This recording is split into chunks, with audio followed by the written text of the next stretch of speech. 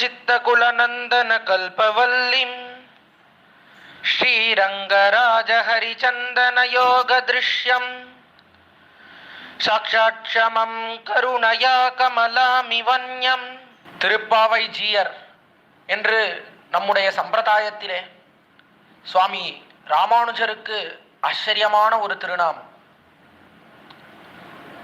அந்த திருநாமம் அவருக்கு எதனால் ஏற்பட்டது என்றால், திருப்பாவையிலே மிகவும் ஊற்றமுடையவராக இருந்தார் சுவாமி எம்பெருமானார். திருப்பாவையிலே மிகுந்த பிரீத்தி, அதனுடைய அர்த்தங்களையே எப்பொழுதும் நினைத்து கொண்டு மனதுக்குள்ளே திருப்பாவையே நிச்சலும் அனுசந்தானம் செய்து கொண்டு காலத்தை கழித்து வந்தவராகையாலே அவருக்கு திருப்பாவை ஜீயர் என்றே விசேஷமான ஒரு திருநாமம் ஏற்பட்டது. அப்படிப்பட்ட அந்த திருப்பாவை ஜீயரான சுவாமி எம்பெருமானாரை, ஸ்ரீ ராமானுஜரை, அவருடைய சிஷ்யர்கள் எல்லோரும் ஒரு முறை அவரிடத்திலே சென்று, சுவாமின்னு தேவரீர் திருப்பாவைக்கு அர்த்தம் அருளி செய்ய வேண்டும், எத்தனையோ கிரந்தத்துக்கு அர்த்தமெல்லாம் சாதித்திருக்கிறீர், நீர் திருப்பாவைக்கு அர்த்தம் அருளி செய்ய வேண்டும் என்று பிரார்த்தித்தார்கள் அவருடைய சிஷ்யர்கள் எல்லோரும். அப்போது சுவாமி எம்பெருமானார் ஒரு ஆச்சரியமான வார்த்தையை திருவாய் மலர்ந்தொழினார். அப்பொழுது தெரிவித்தார், திருப்பல்லாண்டுக்கு ஆள் கிடைக்கிலும் திருப்பாவைக்கு ஆள் கிடையாது. அவர் தெரிவித்த வார்த்தை, திருப்பல்லாண்டுக்கு ஆள் கிடைக்கிலும், திருப்பல்லாண்டு ஸ்ரீ பெரியாழ்வார் அருளி செய்த ஆச்சரியமான திவ்ய பிரபந்தம், வேதத்துக்கு ஓமென்னுவது போல் உள்ளதுக்கெல்லாம் சுருக்காய் தான் மங்களமாதலால் என்று மங்களாசாசன பிரபந்தமாக இருக்கக்கூடிய திருப்பல்லாண்டு மிகவும் உயர்ந்தது. அந்த திருப்பல்லாண்டை, அதனுடைய அர்த்தத்தை தெரிவிக்க ஆள் கிடைத்தாலும், யாரேனும் வந்தாலும் வருவர்கள், யாரேனும் திருப்பல்லாண்டுக்கு அர்த்தம் அருளி செய்வரும் உண்டு. ஆனால் திருப்பாவைக்கு ஆள் கிடையாது. திருப்பாவை அதை சொல்வதற்கு யாருமே கிடையாது. அப்படியா சுவாமி, யாரும் சொல்லக்கூடாதா என்று கேட்டான். கேட்டவாறே அதை விளக்கி தெரிவித்தார் மேலே சுவாமி எம்பெருமானார். அவரே தெரிவித்தார், மோவா எழுந்த முருடர்கள் அதிகாரிகள் அல்லர், மோவா எழுந்த முருடர்கள் என்று, மோவாய் என்று இந்த கண்ணம் அந்த இடத்துல எல்லாம் நிறைய முடி அதெல்லாம் முளைத்து தாடியெல்லாம் வளர்ந்து, தாடி மீசை இதெல்லாம் வளர்ந்து இருக்கக்கூடியவர்கள் ஆண்கள். அப்படிப்பட்ட ஆண்கள் அதிகாரிகள் அல்லர். மொத்தமா தள்ளிட்டார், ஆண்கள்ல யாருமே அதிகாரிகள் கிடையாது. எம்பெருமான் முதற்கொண்டு எந்த ஆணுக்கும் இந்த திருப்பாவையினுடைய அர்த்தத்தை சொல்வதற்கு அதிகாரம் கிடையாது சொன்னார். அப்பொழுது சுவாமி எம்பெருமான் சொன்னவாறே அப்பொழுது சிஷ்யர்களுக்கு சந்தேகம் வந்தது. ஓ, அப்பொழுது ஆண்கள் சொல்லக்கூடாதுன்னா ஒருவேளை திருப்பாவையை பெண்கள் தான் தெரிவிக்க வேண்டுமோ என்று நினைத்தார்கள். அப்பொழுது தெரிவித்தார் சுவாமி எம்பெருமானார், முளையெழுந்தார் என்று பெண்கள், அவர்களுக்கு அதிகாரம் உண்டு, அவளுக்கு அதிகாரம் உண்டு. அவ சொல்லலாமா அப்போ அப்படின்னா அவ சொல்ல முடியாது, எல்லா பெண்களுக்கும் அதிகாரம் உண்டு அதிலும் என்று தள்ளுட்டார். மற்ற பேரையெல்லாம் தள்ளுட்டார். மற்ற பெண்கள் சாதா பெண்கள், இந்த லோகத்திலே வந்து பிறந்த பெண்கள், அவர்களுக்கு அதிகாரம் உண்டா? கிடையாது. ஆண்கள் யாருக்குமே அதிகாரம் கிடையாது. இந்த லோகத்தில் இருக்கிற பெண்களுக்கும் அதிகாரம் கிடையாது. அப்போ ஒருவேளை பரமபதத்திலே இருக்கக்கூடிய பெண்கள், உயர்ந்த ஸ்திரீகளான எம்பெருமானுடைய நாச்சிமார்கள், ஸ்ரீதேவி என்ன, பூமி தேவி, நீலாதேவி, இவர்களுக்கெல்லாம் இதை சொல்வதற்கு அதிகாரம் உண்டா? எல்லாம் எப்பொழுதும் எம்பெருமானோட கூடியே இருக்கா? எப்பொழுதும் எம்பெருமானிடத்திலேயே பக்தியே வடிவெடுத்தவர்களாக இருக்கக்கூடியவர்கள், எம்பெருமானுக்கு பலவிதமான கைங்கரியங்களை எப்பொழுதும் செய்து போறக்கூடிய இந்த நாச்சிமார்கள், இவர்களுக்கு திருப்பாவையினுடைய அர்த்தத்தை சொல்ல அருகதை உண்டா என்றால் இவர்களுக்கும் கிடையாது. இவாளும் திருப்பாவை அர்த்தத்தை சொல்ல முடியாது, அவ்வளோ உயர்ந்தவாளாலையும் சொல்ல முடியாது. அப்பொழுது திருப்பாவையினுடைய அர்த்தத்தை யார் சொல்ல வேண்டும் என்றால், ஆழ்வார்களில் சாரபூதையான தானே சொல்லி தானே கேட்கும் அத்தனை தெரிவித்தார். ஆச்சரியமான வார்த்தை சுவாமி ராமானுஜர். ஆழ்வார்களிலே சாரபூதை, ஆழ்வார்களுக்குள்ளே மிகவும் சாரமாக இருக்கக்கூடியவள் ஆண்டாள். ஏன் என்றால் வேதசாரமான கிரந்தத்தை தெரிவித்தாள். வேதத்தினுடைய சாரம், திவ்ய பிரபந்தத்தினுடைய சாரம், எல்லாத்தினுடைய சாரமாக இருக்கக்கூடிய திருப்பாவை, அதை அருளி செய்தபடியாலே ஆழ்வார்களுக்குள்ளே சாரபூதையாக இருக்கக்கூடியவள் ஆண்டாள். அப்படிப்பட்ட ஆண்டாள் தானே சொல்லி தானே கேட்கும் அத்தனை, தானே சொல்லணும். அர்த்தத்தை தானே இந்த திருப்பாவையினுடைய அர்த்தத்தை சொல்ல வேண்டும். திருப்பாவையை அருளி செய்தா போலே அதனுடைய அர்த்தத்தையும் ஆண்டாளே சொல்ல வேண்டும். அப்ப கேட்கறதாவது நாம கேட்கலாமா? என்ன அதுவும் கேட்கக்கூடாது. ஆண்டாளே கேட்கும் அத்தனை ஆண்டாளே கேட்கணும், ஆண்டாளே சொல்லணும், ஆண்டாளே கேட்க வேண்டும் என்று எம்பெருமானார் அவருடைய சிஷ்யர்களுக்கு தெரிவித்தார். சுவாமி, எம்பெருமானாரே இப்படி சொல்லிவிட்டார், அப்புறம் நீர் என்ன தைரியத்துல இப்ப திருப்பாவை சொல்றேன்னு மைக்க பிடிச்சுன்னு இப்படி வந்து உட்கார்ந்துருக்கீரே, என்ன சொல்ல போறீ? எம்பெருமானாரே சொல்ல முடியாதுன்னு சொல்லிவிட்டாரே, நீர் என்ன சொல்ல போறீ என்று நீங்கள் எல்லோரும் கேட்கலாம் அடியேனை பார்த்து. உண்மைதான், எம்பெருமானாரே சொல்ல முடியாதுன்னு சொன்னா அதற்கு மேலே அடியனால என்ன சொல்ல முடியும்? அடியனால சொல்ல முடியாதுன்னு சொல்றதுக்கு கூட அருகதை கிடையாது. அவ்வளவு நீச்சனாக இருக்கக்கூடியவன் அடியேன். ஏன் எம்பெருமானார் அந்த வார்த்தையை தெரிவித்தார் என்றால், ஏன் அப்படி சொல்ற? மற்ற பேருக்கெல்லாம் சொல்றதுக்கு அதிகாரம் கிடையாதா? அப்போ ஆண்டாள் அருளி செய்த திருப்பாவை சர்வாதிகாரம் கிடையாதா? எல்லாரும் அதிகரிக்கக்கூடிய கிரந்தம் கிடையாதா? அதன் அர்த்தத்தை ஏன் எல்லாரும் சொல்லக்கூடாது என்றால், மற்ற பேர் யார் சொன்னாலும் ஆண்டாளுக்கு இருக்கக்கூடிய பாவம் இருக்கிறதே அது வராது, அது ஏற்படாது. ஆண்டாள் எப்படிப்பட்ட ஒரு பாவத்தோட பாசுரம் பாடினாள், எப்படி அப்படியே தத்ரூபமாக நினைத்து கொண்டு எதிரிலே கண்ணன் இருக்கிறா போலேயும் நேரா அவனிடத்திலே பாசுரம் பாடுகிறா போலேயும் அப்படியே பக்தியானது புறவெள்ளமிட்டு அது பாசுரங்களான வழிந்து வந்ததல்லவோ திருப்பாவை. அந்த பாவம் ஆண்டாளுக்கு ஒருத்திக்கே உண்டு. அது மற்ற நாச்சிமார்களுக்கும் கிடையாது, எம்பெருமானுக்கும் கிடையாது, மற்ற ஆண்களுக்கும் கிடையாது, ஆழ்வார்களுக்கும் கிடையாது, யாருக்குமே கிடையாது என்று சொல்ல வேண்டும். அதனாலே ஆண்டாளே சொல்லணும், ஆண்டாளே கேட்கணும். நமக்கெல்லாம் பாவம் கிடையாது, பாவம் வேணா இருக்கு. தமிழ்ல பா பா பா பா பா அதெல்லாம் எதுவும் கிடையாது. தமிழ்ல வெறும் பா மட்டும்தான். எல்லாத்துக்கும் அந்தந்த இடத்துக்கு சேர சேர்த்து வைத்துக் கொள்ள வேண்டும். என்னப்பான்னு அர்த்தத்தை நாம் சேர்த்து வைத்துக் கொள்ள வேண்டும். சம்ஸ்கிருதத்துல வேணா 4 பா எல்லாம் உண்டு, ஆனா தமிழ்ல அது கிடையாது. அதனால பாவம் இல்லை. நமக்கு என்ன இருக்குன்னா பாவம் இருக்கு. பாவம்னா என்ன? இந்த இடத்துல பாவம்னு அர்த்தம், பான்னு வச்சுக்கணும். பாவம் நிறைய சேர்த்து வச்சிருக்கோம், கூட்டம் கூட்டமா மூட்டை மூட்டையா நிறைய வேணா வச்சிருக்கோமே தவிர பாவம் கொஞ்சம் கூட கிடையாது நமக்கு. ஆண்டாளுக்கு இருக்கக்கூடிய பாவம் யாருக்குமே கிடையாது. அதனாலே இதை சொல்ல அருகதை இல்லை என்று எம்பெருமானார் சொன்னார். அப்போ திருப்பாவை ஜீயர்னு பேர் வச்சுருக்காரே, அவர் சொன்னதே கிடையாதா? இவ்வளோ காலத்திலே அவர் இருந்த 120 சம்பத்சரத்திலே ஒரு தடவை கூட திருப்பாவைக்கு அர்த்தம் சொன்னது கிடையாதா என்றால் சொல்லியிருக்க, பல தடவை சொல்லியிருக்க. திருப்பாவை ஜீயர் சொல்லாமல் இருப்பாரா? பெருமானார் சொல்லன்னா அப்புறம் வேற யார் அர்த்தம் சொல்லுவார்கள் திருப்பாவைக்கு? பல தடவை சொல்லி இருக்கிறார் பெருமானார். அப்போ முதல்ல சொல்ல முடியாது, மற்ற பேருக்கெல்லாம் சொல்ல தகுதி இல்லை என்று சொன்னாரே. என்ன சொன்னார்? யாருக்காக சொன்னார்னா, திருப்பாவையினுடைய பெருமையை நிலைநாட்ட வேண்டும். ஆண்டாளினுடைய பாவம் எப்படிப்பட்டது, ஆண்டாளினுடைய பாவத்திலே வேறு யாருமே சொல்ல முடியாது, ஆண்டாளினுடைய பாவத்திலே ஒருத்தராலும் சொல்ல முடியாது என்பதை நிர்ணயிப்பதற்காக சொன்னார். பிற்பாடு எப்படி சொன்னார்? பிற்பாடு நிறைய தடவை திருப்பாவைக்கு அர்த்தம் சொல்லியிருக்காரே, அப்ப எப்படி சொன்னார் என்றால், தம்முடைய ஆச்சாரியரான ஸ்ரீ ஆளவந்தார் அவருடைய திருவடி பலத்தை கொண்டு தெரிவிக்கிறேன் என்று தெரிவித்து தொடங்கி சொன்னார். ஆனா சொல்ல முடியாது. என்னுடைய ஆச்சாரியன் ஆளவந்தார் அவருடைய திருவடி பலத்தை கொண்டு, அவருடைய திருவடிகளை மனசிலே தியானித்து கொண்டு, அவர்தான் என்னுடைய மானசீக குருவாக இருக்கக்கூடியவர். அவருடைய விசேஷமான கடாட்சத்தாலே இவ்விடத்திலே நான் திருப்பாவையை சொல்லுகிறேன் என்று சொல்லி திருப்பாவையினுடைய அர்த்தத்தை பல முறை தெரிவித்திருக்கிறார் சுவாமி எம்பெருமானார் என்று பார்க்கிறோம். அதனால இந்த ஆச்சாரிய கட்டாட்சம் இல்லாமல் திருப்பாவையினுடைய அர்த்தத்தை சொல்ல முடியாது. அதே போன்ற அடியேனும் இவ்விடத்திலே எப்படி எம்பெருமானார் அவருடைய ஆச்சாரியரான ஆளவந்தாரினுடைய திருவடி பலத்தை கொண்டு சொல்லலாம்னு தொடங்கினார். முதல்ல சொல்ல முடியாதுன்னு சொன்னாலும் ஆச்சாரிய பலத்தை கொண்டு சொல்லலாம் என்று தெரிவித்து ஆளவந்தார் திருவடி பலத்தை கொண்டு அவர் சொல்லத் தொடங்கினாரோ, அதே போன்ற அடியேனும் இவ்விடத்திலே அடியனுடைய ஆச்சாரியனாகவும் இருக்கக்கூடியவர், அடியனுடைய திருப்பாட்டனாராகவும் இருக்கக்கூடியவர், தாத்தாவாகவும் இருக்கக்கூடியவர் அவர்தான் இளையவில்லி சுவாமி.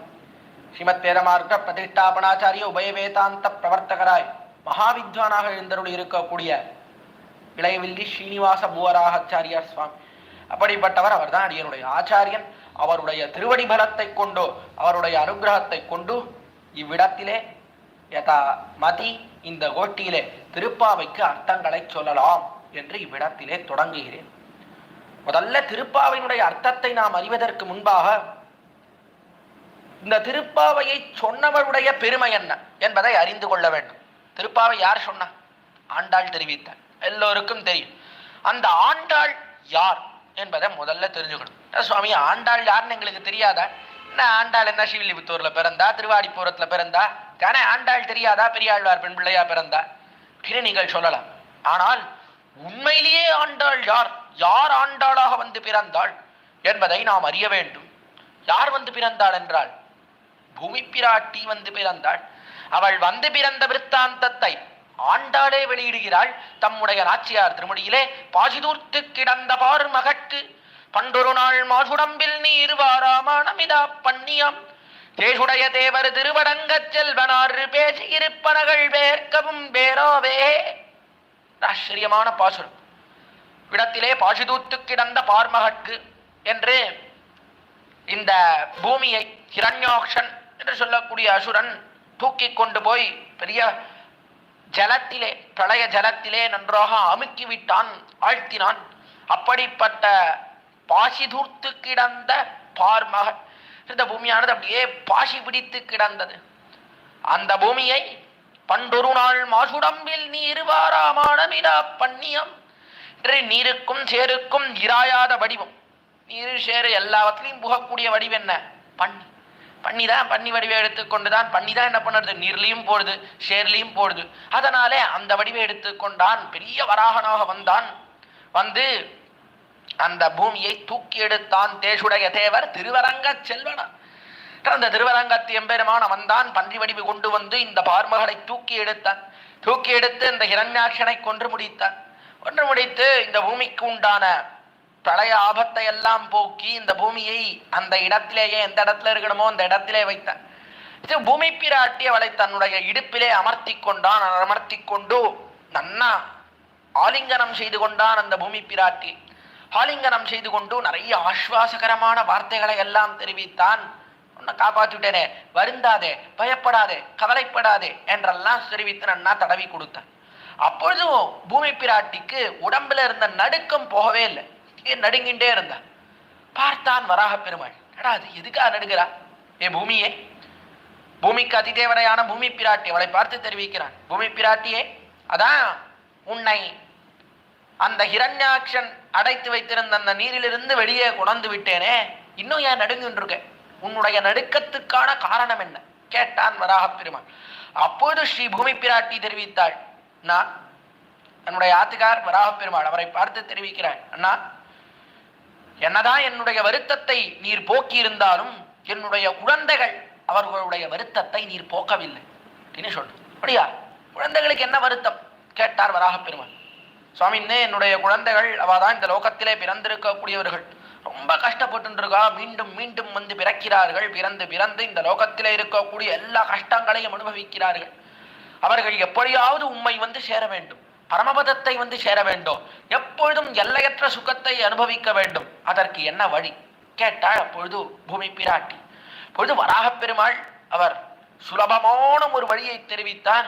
வராக சரமஸ்லோகம் என்றே கொண்டாடப்படுகிறது. வராகன் சொன்ன மிகச்சிறந்த ஸ்லோகங்கள் 2 ஸ்லோகங்கள். ஸ்ரிதே மனசி சுஸ்வஸ்தே ஷரீரே சதியோ நரஹ தாது சாம்யே ஸ்திதே ஸ்மர்த்த விஸ்வரூபம் ச மாமஜம் ததஸ்தம் ரியமானந்து காஷ்டபாஷாண சந்நிபம் அகம் ஸ்மராமி மத்பக்தம் நயாமி பரமம் கதிம் என்பது அந்த ஆச்சரியமான 2 ஸ்லோகங்கள். ஸ்திதே மனசி சுஸ்வத்தே, முதல் ஸ்லோகத்தினாலே ஒரு மனிதன் செய்ய வேண்டிய காரியம் என்ன அதை தெரிவிக்கிறான். சிதே, அவன் இருக்கக்கூடிய காலத்திலே, ஷரீரே சதியோ நரஹ, அந்த நரனானவன், மனிதனானவன், அவனுடைய உடம்பிலே இருக்கக்கூடிய தாது சாம்யே என்று தாத்துக்கள், கபம், வாதம், பித்தம் என்று சொல்லக்கூடிய தாத்துக்கள் எல்லாம் சரியாக இருக்கக்கூடிய நேரத்திலே, உடல்ல எந்த உபாதைகளும் இல்லாத நேரத்திலே, வியாதிகள் எல்லாம் இல்லாத நேரத்திலே, 25 வயசு யௌவன பருவம்.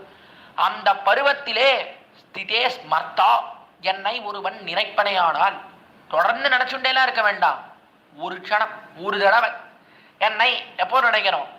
நல்லா யௌவன பருவத்திலே நினைக்கணும். ஏன்னா கடைசி காலத்துல நினைக்க முடியாது, கடைசி காலம் அது நினைக்க விடாது. நிறைய வியாதிகள், துன்பங்கள் இதெல்லாம் ஏற்படும், அதனால நினைக்க முடியாது. அதனால நல்ல யௌவன பருவத்திலே, சிறிய வயதிலே என்னை ஒருவன் நினைப்பனையானால் விஸ்வரூபம் ச மாமஜம் ததஸ்தம் வியமானந்து, அப்படிப்பட்டவனை பிரியமானந்து அவன் மரணிக்கக்கூடிய திசையிலே நான் நினைப்பேன். உடைய மரணிக்கக்கூடிய திசை எப்படி இருக்கும்? காஷ்ட பாஷான சந்நிபம் என்று அவன் கட்டையைப் போலேயும் கல்லைப் போலேயும் கிடப்பன். அப்படி இருக்கக்கூடிய திசை ரொம்ப கொடுமையான திசை. திசையை பத்தி அவரே பாசுரம் பாடுகிறார், பெரியாழ்வாரே பாசுரம் பாடுகிறார். இந்த பூமியினுடைய தந்தை, பூமி பிற்பாடு ஆண்டாள வந்து பிறக்க போகிறார். அவருடைய தந்தையான பெரியாழ்வார் அவரே பாசுரம் பாடுகிறார். ஆசவாச்சென்ன சிந்தையராகி என்று தொடங்கே 4ஆம் பத்திலே 5ஆம் திருமொழி ஆச்சரியமான பதிகம். செத்து போவதோர் போது நினைந்து செய்யும் செய்கள் தேவபிரான் மேற் பத்தராய் இறந்தார் பெரும்பேற்றை பாழித்தோள் விட்டு சித்தன் புத்தூர் கோன் என்று தொடங்கி அவ்விடத்திலே 10 பாசுரங்கள் பாடுகிறார். அதிலே நிறைய தெரிவிக்கிறார். எப்படியெல்லாம் இருப்பா, போகக்கூடிய காலத்திலே எப்படிப்பட்ட கஷ்டங்களை எல்லாம் அனுபவிப்பார்கள் என்றெல்லாம் தெரிவிக்கிறார். அதுல நிறைய உபதேசம் பண்றார். முன்னாடியே நினைங்கோ, ராகப்பெருமாள் சொன்னார் போலே இளம் வயதிலே நினைத்து விடுங்கோள், சோர்வினால் பொருள் வைத்ததுண்டாகில் சொல்ல சொல்லென்று சுத்தும் இருந்து ஆர்வினவிலும் வாய் திரவாதே அந்த கால மடவதன் முன்னம் மார்வம் என்பதோர் கோயில் அமைத்து மாதவன் என்னும் தெய்வத்த நாட்டி ஆர்வம் என்பதோர் பூவிடவல்லார்க்கு அரவதண்டத்தில் உயலுமாமே. ஏண்டா கடைசி காலம் வரைக்கும் வச்சுக்காதீங்க. கடைசி காலத்துல எம்பெருமான நினைக்கலான்னு நீங்க நினைச்சுட்டு இருப்பேன்.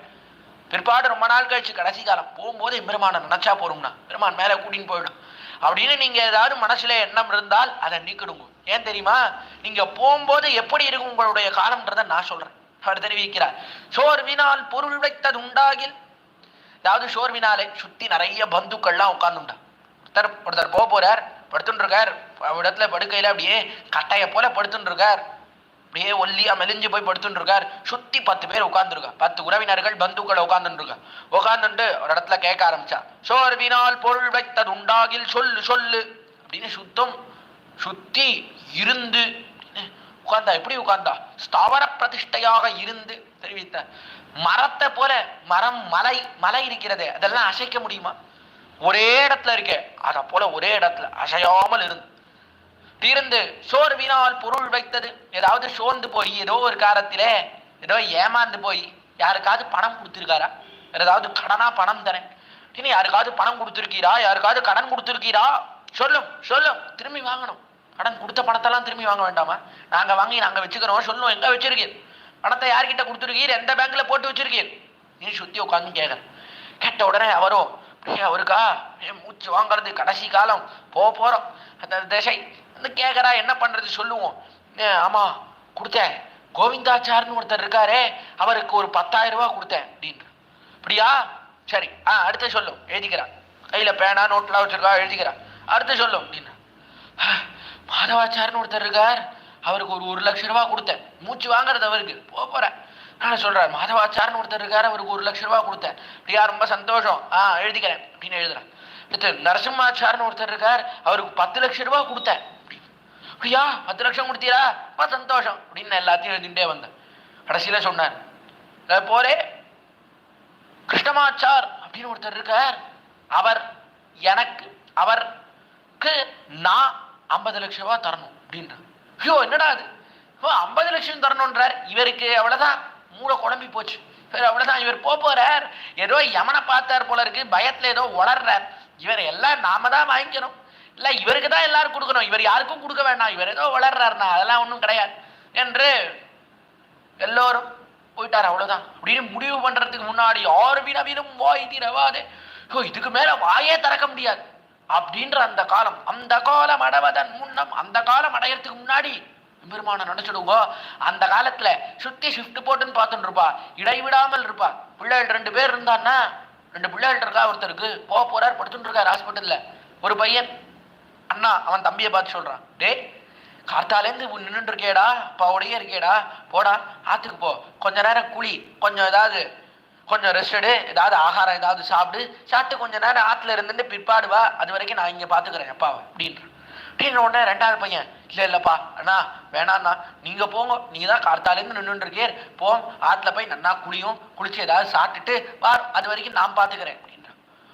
அப்பா மேல ரொம்ப பாசமா? என்ன பாசமும் இல்லை நேசமும் இல்லை, என்ன பணம். எங்கேயாவது தம்பி அவன் என்ன நினைக்கிறான், நாம குளிக்க போலான்னு கிளம்பி போற நேரத்துல அப்பா ஏதாவது ஞாபகம் வந்து கூட்ட அண்ணா கிட்ட மட்டும் பணம் எங்க வச்சிருக்காருன்னு சொல்லிட்டா நமக்கு பணம் இல்லாத போயிடுமே அப்படின்னு தம்பிக்கு பயம். அண்ணாவுக்கு என்ன பயம்? அதே பயம். தம்பி அவன் இருக்கிற நேரத்துல நாம எங்கேயாவது குளிக்க போயிட்டு அப்பா ஏதாவது பணம் வச்சிருக்கிற இடத்த சொல்லிட்டு தம்பி நம்ம கிட்ட சொல்லாத அவன் மட்டும் திருடின்னு போயிட்டான்னா என்ன பண்றது? அதனால ஐயோ வேணவே வேணாம், இங்கேயே இருப்போம் அப்படின்னு இடைவிடாமல் அவரோடையே கூடவே இருந்து பார்த்து கொண்டே இருக்கிறார்கள் இந்த பசங்க. எம்பெருமான் பேரை இதுக்கு நடுவில் எங்க சொல்றது? ரெண்டு பையங்க மூஞ்சியை தான் பார்த்துட்டு இருக்கணும், எம்பெருமான் பேரை எல்லாம் சொல்றதுக்கு நேரம் இருக்காது.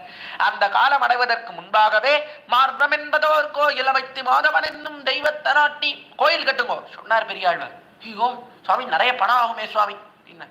அதெல்லாம் ஒண்ணு வேணாம், நெஞ்சுக்குள்ளேயே ஒரு கோயில் அமைங்கோள், நெஞ்சுதான் கோயில்.